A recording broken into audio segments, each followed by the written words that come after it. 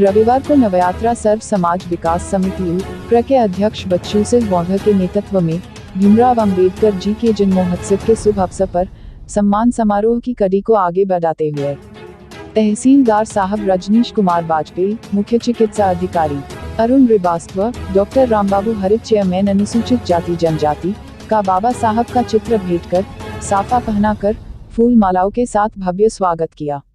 स्वागत करने वालों में जितेंद्र सोनी, राहुल देव, लक्ष्मण सिंह गौतम, मुकेश कुमार गगन गौतम, बंधन, अनीता देवी गायत्री, स्वरूप रानी, पदम लता, लता रानी, राहिल, सचिन सोनू, राज आदि उपस्थित रहे। डॉक्टर रामबाबू हरित, मैं इस समय अनुसूचित जाति अनुसूचित जनजाति आयोग उत्तर प्रदेश का अध्यक्ष हूँ और आज हमारे निवास पर हमारे बच्चू सिंह जी बहुत पुराने हमारे मित्र हैं और तमाम हमारे साथीगण यहाँ आए हैं बाबा साहब की जन्म जयंती के अवसर पर। तो मैं सबका स्वागत करता हूँ, अभिनंदन करता हूँ और आपके प्रिय चैनल के माध्यम से सभी सम्मानित जनता जनार्दन से ये अनुरोध करता हूँ कि आज बाबा साहब एक ऐसी हस्ती हैं जिनको पूरे संसार में जन्मदिन के रूप में, पुण्यतिथि के रूप में उनका याद किया जाता है उन्हें, और उन्होंने भारतवर्ष के सम्मान को पूरे संसार में ऊपर उठाने में बहुत बड़ा योगदान दिया। और सबसे बड़ी बात यह है कि उस समय जब देश हमारा आज़ाद हो रहा था तो जो अंग्रेज़ों के गुलाम थे उन गुलामों को उन्होंने स्वतंत्रता दिलाई। उनकी हालत इतनी ख़राब थी, हर तरह से उनको स्वतंत्रता दिलाई। ये बहुत बड़ा काम किया डॉक्टर अम्बेडकर साहब ने, इस देश के ऊपर कल्याण किया, इस देश के ऊपर उपकार किया और हमें जो संविधान दिया वो संविधान इतना अच्छा दिया कि आज हमारे देश में 75 साल का हम अमृतम महोत्सव मना रहे हैं, हमारी सरकार मना रही है माननीय मोदी जी के नेतृत्व में, जो हमारे माननीय प्रधानमंत्री हैं और योगी जी हमारे उत्तर प्रदेश के मुख्यमंत्री जी हैं। लेकिन इस देश के अंदर अभी तक कभी यहाँ पर जो है मिलिट्री शासन नहीं लगा, इतनी बढ़िया व्यवस्था की है। अन्यथा हमारे साथ में पाकिस्तान आज़ाद हुआ था, वहाँ कई बार मिलिट्री शासन लग चुका है। तो ये संविधान के जो नियम है इसमें बाबा साहब के साथ किसी ने कोई अन्याय किया हो उस सबको दरकिनार करते हुए, चूँकि एक महामानव थे वो, उन्होंने जो संविधान लिखा तो इतना ईमानदारी से लिखा कि उसमें जितनी हमारी मातृशक्ति उसको सम्मान दिलाया। हर समाज की मातृशक्ति का जो हमारी महिला हैं उनके बड़ा अन्याय होता था, अन्याय जिस तरह अनुसूचित समाज में होता था इसमें उनके साथ भी अन्याय बहुत होता था, उनको सम्मान दिलाने का काम किया हिंदू कोड बिल ला करके। इसी प्रकार से अनुसूचित समाज के लोगों को या जो भी गरीब लोग हैं, किसी भी समाज के गरीब समाज के लोग हैं, उन सबको जो है न्याय दिलाने का कार्य किया।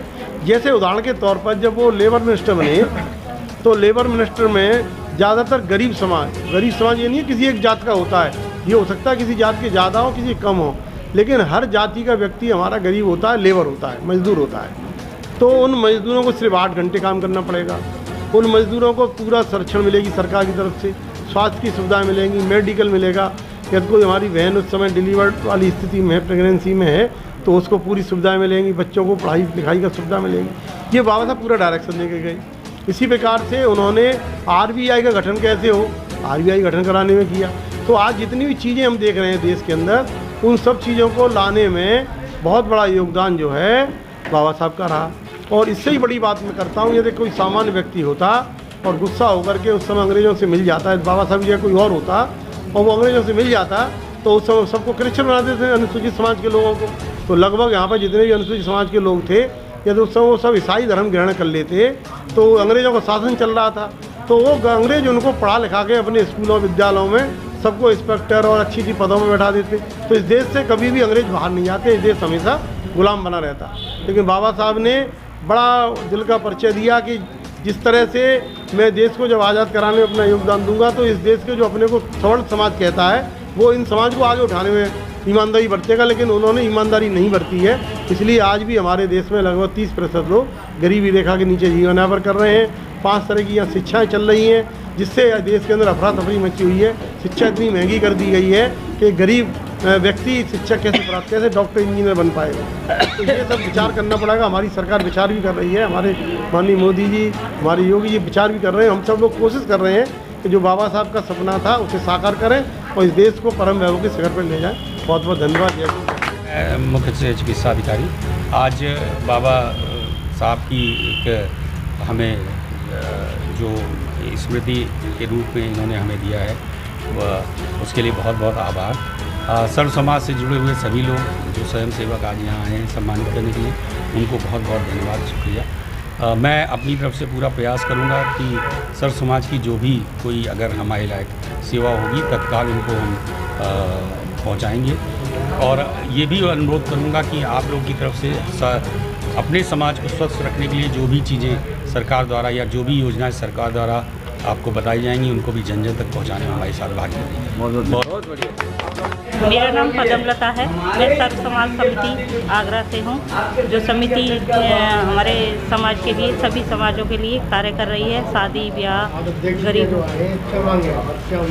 जी अध्यक्ष जी आप आई हैं चेयरमैन साहब हैं, क्या आप चाहते हैं उनसे सहयोग? हम उनसे ये सहयोग चाहते हैं कि जो भी हमारे समाज में गरीब लोग हैं या किसी भी प्रकार का कोई कार्य होता है तो अध्यक्ष जी हमारा सहयोग करें, या अगर हमारे संस्था की कोई भी महिला या पुरुष किसी प्रॉब्लम में है तो उसको जो है अपने सहयोग के द्वारा थोड़ा आगे बढ़ाने की कोशिश करें, और वो हमारा जो भी सहयोग बनता है वो हमारा सहयोग करें।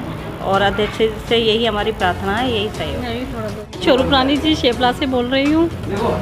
मैं ये चाहती हूँ कि जो अपना पिछड़ा वर्ग है या पिछड़ा समाज है वो आगे बढ़े, इसीलिए हमने ये नवयात्रा समाज सेवा विकास समिति का प्रोग्राम रखा है। हम ये सबको सम्मान दे सकें, क्योंकि हमें इनको गरीबों के लिए इनसे सहयोग लेना है, इस वजह से हमने ये संगठन बनाया है।